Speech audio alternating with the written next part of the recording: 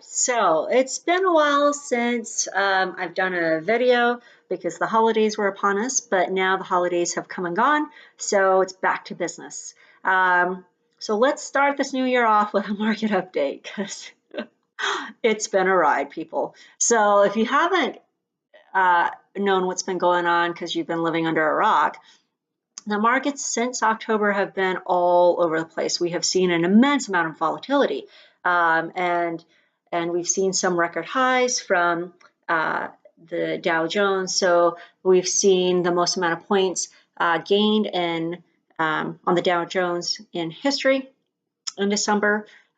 We've seen just the VIX indice just has been, or the VIX index has just been all over the place. So, and that's the volatility index. So, and that's VIX. So that has been just a fun ride this whole last last quarter of the year. So let's talk about what we saw.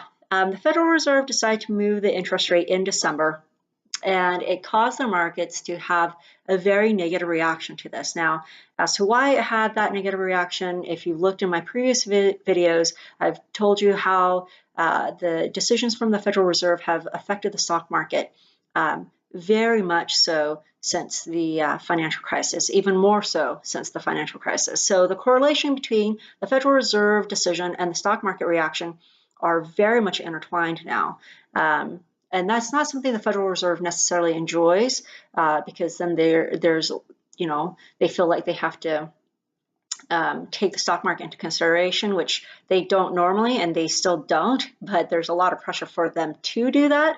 But they don't traditionally take the stock market into consideration when they're making a decision about moving the interest rate up or down. So the Federal Reserve decided to move the interest rate up another 0.25% in December. The markets reacted very negatively because this now increases borrowing costs. Because of the aggressive movements in 2018, Powell has said already at the beginning of this year that he is going to take probably a less aggressive approach in 2019 to the interest rate movements, meaning that he won't be raising them as often as he did in 2018.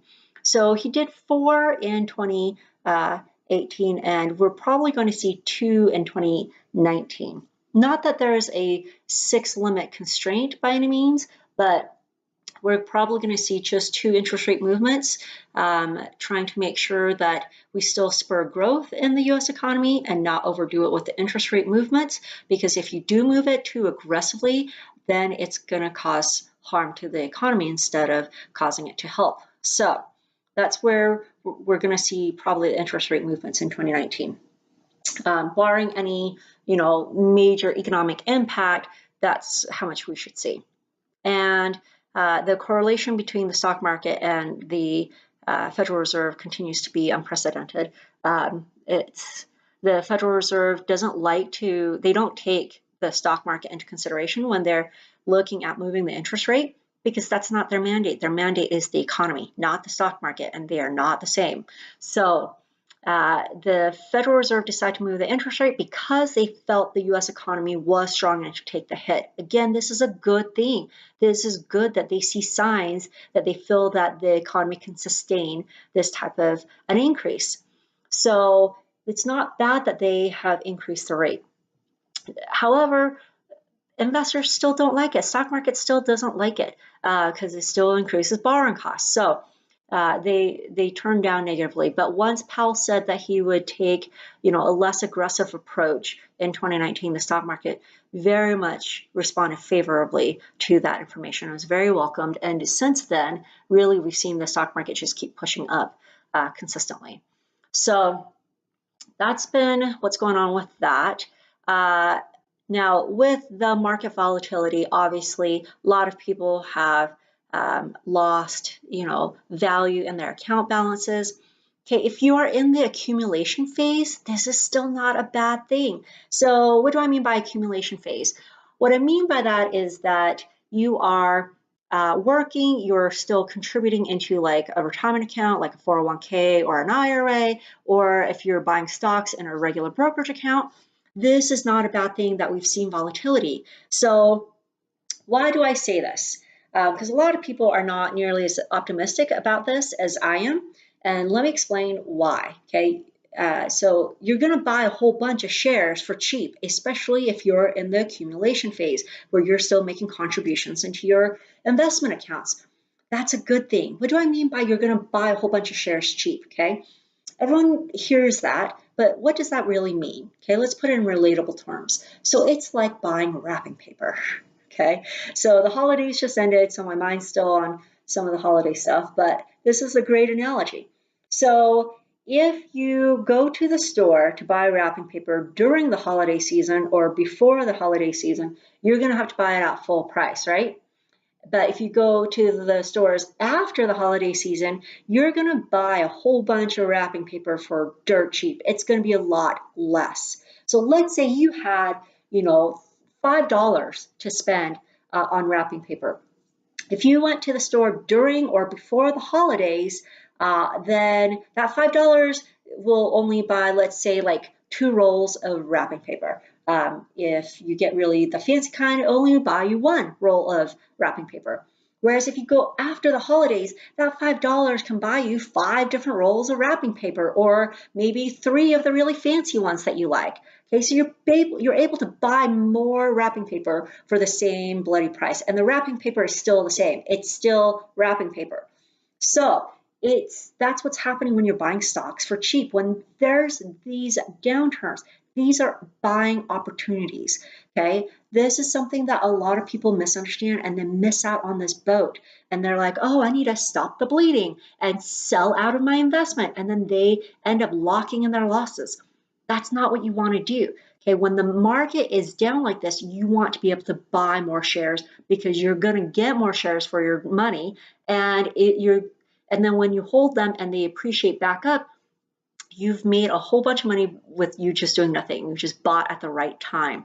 And that's what people are trying to do. But they misunderstand how to go about this because they're emotionally connected to their money. And so then they make the wrong decision at the wrong time. So this is a great opportunity to buy. This is why I'm optimistic, because the market doesn't stay down like this forever. And that's the other misconception people have. They think when the markets are down, it's going to stay down permanently. Not even during the financial crisis did we stay down forever. Not during the Great Depression did we stay down forever. Okay, we are humans and we like to feel happy. So, and the stock market is based on humans. It's going to do what we want it to do. So if the market is down, that's not going to make us happy. And we like to feel happy. So we're going to push the markets up and the markets are going to go up. So these are just simple ideas that people misunderstand when they're investing. So if you're in the accumulation phase, this is excellent. It's a great opportunity to buy. I love, and I've quoted him before because he's really smart. I love Warren Buffett.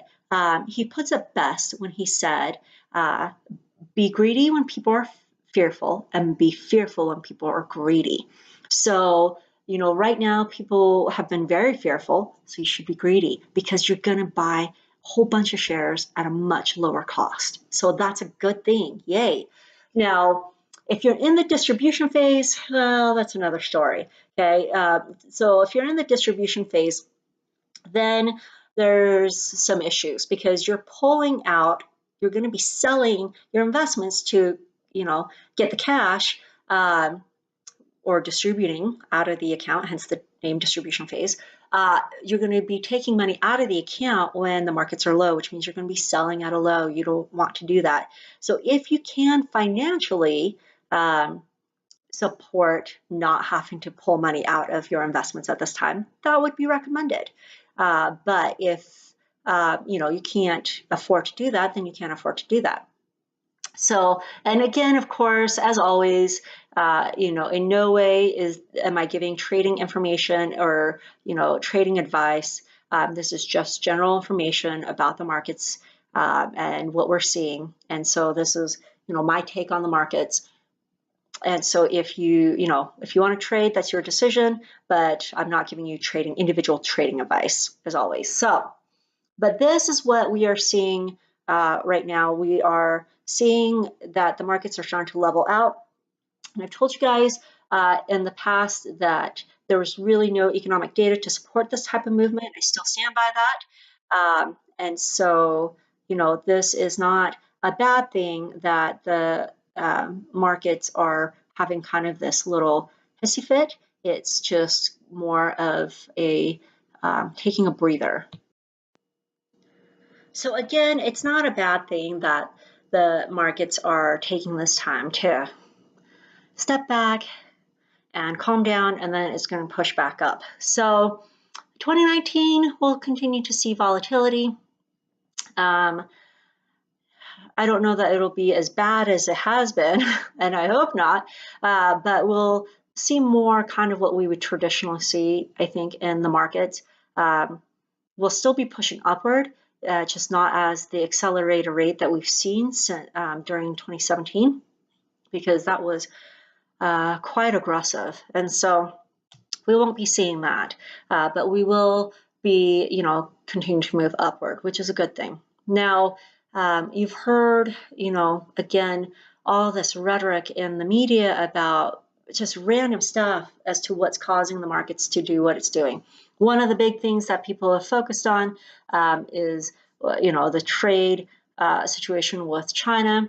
I've told you guys before, they can't afford a trade war. And I've been asked to do a video about that because, you know, there are a lot of people that don't understand why China can't afford a trade war. There's a lot of economic factors that are against them that are not made public, unless you are digging into their, you know, into their economy. You're not gonna see this type of information, and so and they definitely don't want to portray that they are economically unavailable to go into a trade war, which is why they are bothering to talk to us at all. If they were in a position to go into a trade war, trust me, they would have already done it. Okay, they would not be trying to negotiate with us. They would try to show a force of, you know, the dominance of their economy. They're not doing that for a reason.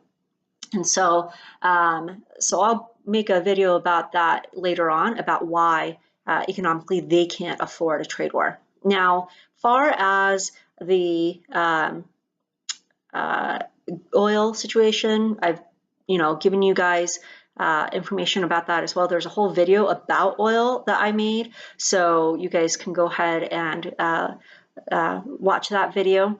It's still, I mean, it's a good thing the oil is low. Who doesn't like cheap gas? Not only is it easier on consumer wallets, but it also keeps prices down lower and keeps inflation in check, which is good. So we can buy more goods and services with our money. Who doesn't like that, right? That's always good for an economy. And then I will be talking about, so I did videos about stocks, and I didn't go in depth, but I did talk about bonds a little bit. I'm going to do a whole series of videos on mutual funds. And the reason for that is because the vast majority of American wealth are in mutual funds. Now, most people would think, well, isn't it in stocks and bonds? It is via mutual funds, but the reason mutual funds are such a large portion of investments is because that's what's offered in your 401ks, and the vast majority of American wealth are in retirement accounts. They're in 401ks and IRAs. And so I felt like that would be, you know, a really good focus of videos for the next little while, just because so many people have mutual funds, but they're not aware of what it is and how it really works and how it moves. So I want to get you guys more educated on that aspect. So anyways, hopefully this helped. We'll kick off the new year, and I promise I will do a better job of being more consistent with the videos, and yeah, we'll go from there.